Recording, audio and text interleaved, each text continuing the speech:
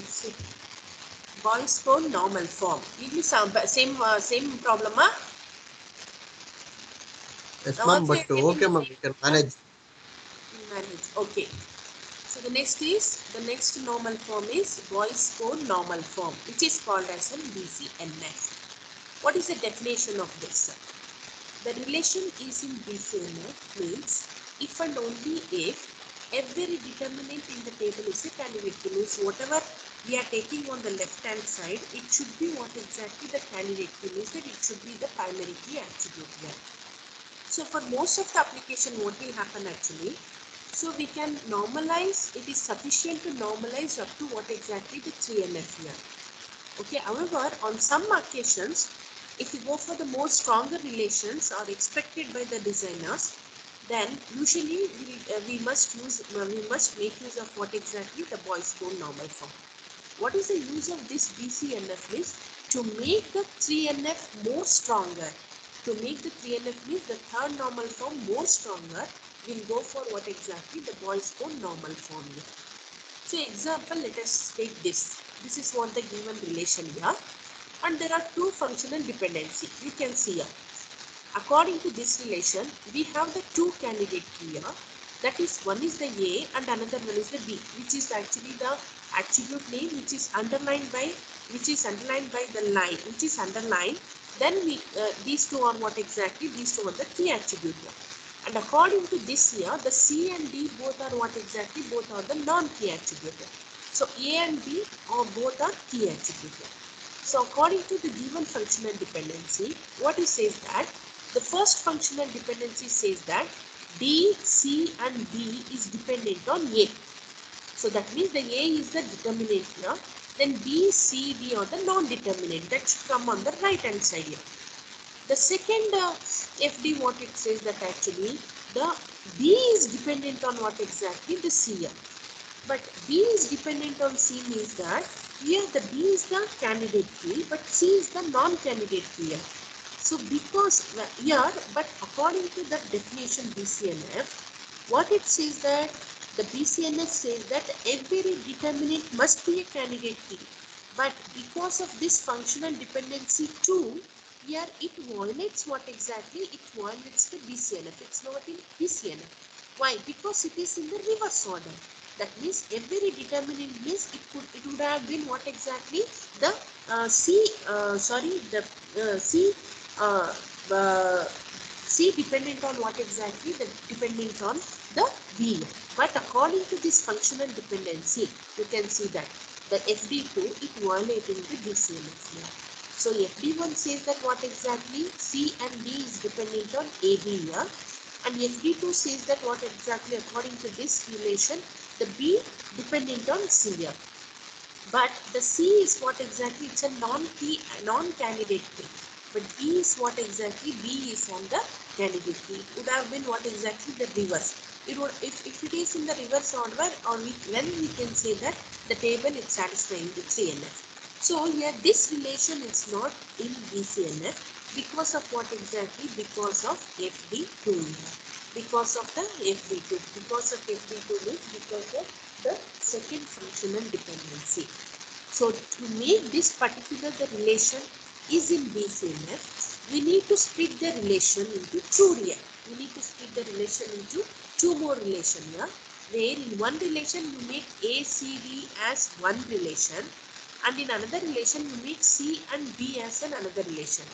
When we are making the two relation, in the first relation R1, we'll be combining the A, C, D attribute here, where the functional dependency, you can see that the D dependent on AC.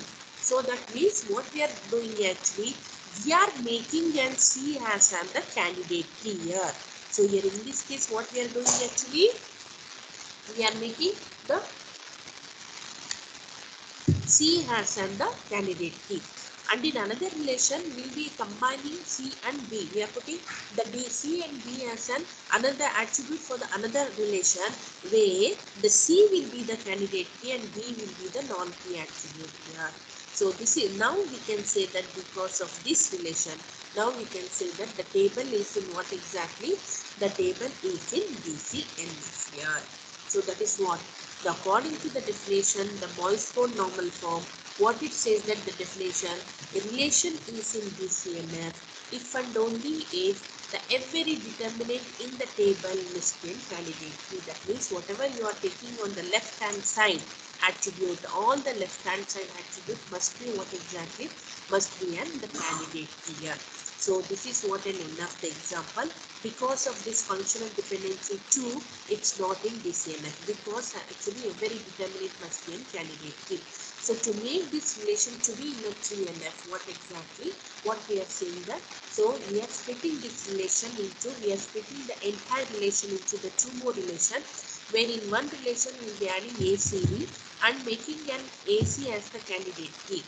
And in another relation we will be adding the C and D, making C as the candidate key. And also you can also check with that. If it is in BCNF, and also it should also be in the 3NF. Even if you apply the transitive dependency, there is no transitive dependency, right? AC determinant D and C determinant D means that there is no transitive dependency. When the table is in 3NF means that it should be in 3NF. BCNF means it should be in 3NF.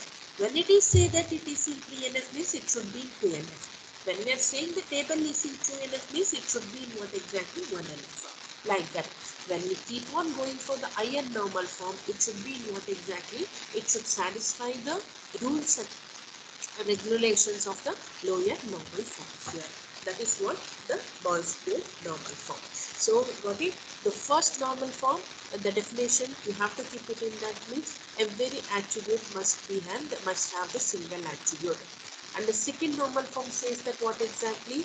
So every attribute, that is right hand side attribute is fully functionally dependent on the left hand side attribute. And the third normal form says that it is actually based on the concept of the transitive dependency. That means, so here the relational schema, what we say that here, what is the definition means? If there are no transitive dependency, should be occurred here. If there is a transitive dependency, then we say that the table is not in 3NF here. And Boyce code normal form is what exactly? The what it says that every determinant must be on the candidate here.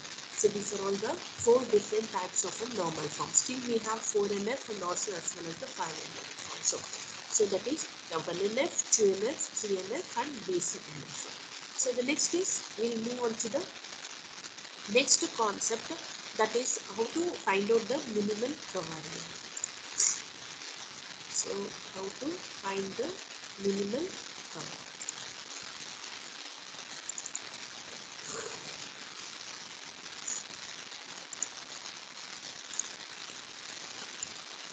See, this is very important, the topic, minimal set of functional dependency.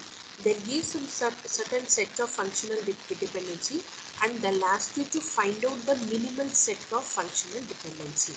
How you are going to finding the minimal set of functional dependency means, suppose if there is any redundancy occurs, those redundancy that you are going to remove.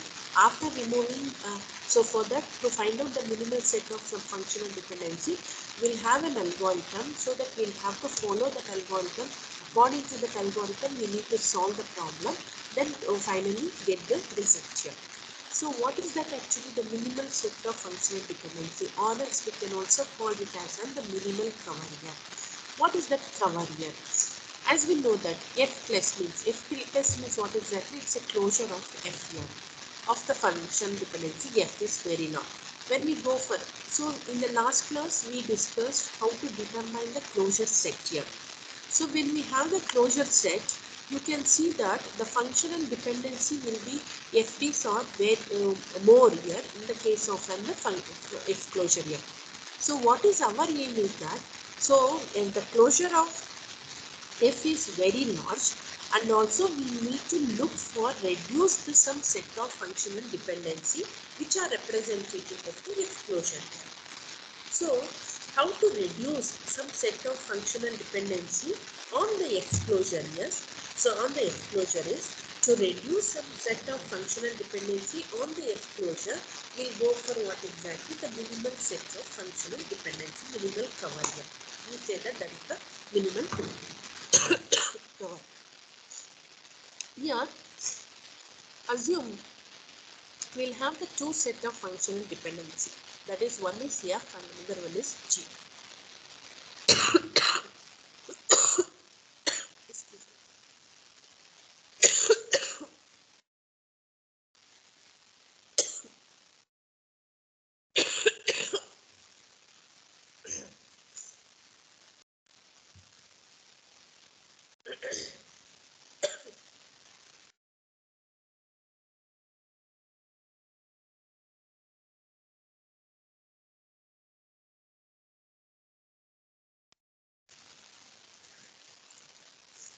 Okay, so now assume we'll have the two sets of functional dependency F and G.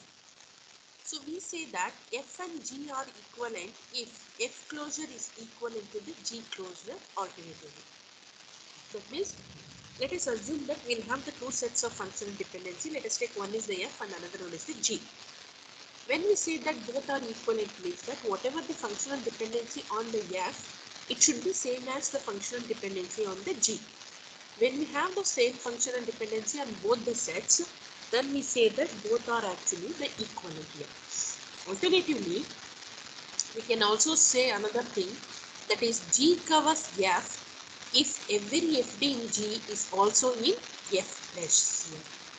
That means F plus is equal to G plus, means we can state that F covers G and G covers F here. That is what the general definition. Now,